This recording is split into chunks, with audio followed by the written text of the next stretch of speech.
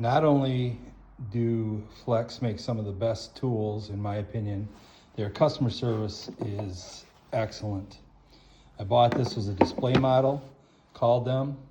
They sent me the dust collection, this guard, and the chip guard.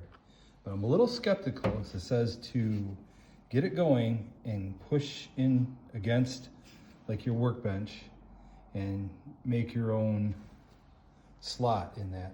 So I got orbital off. I got it all the way up. Let's see how this goes.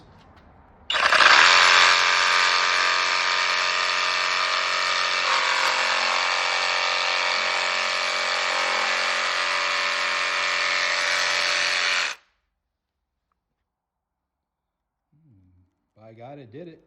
Zero clearance chip guard.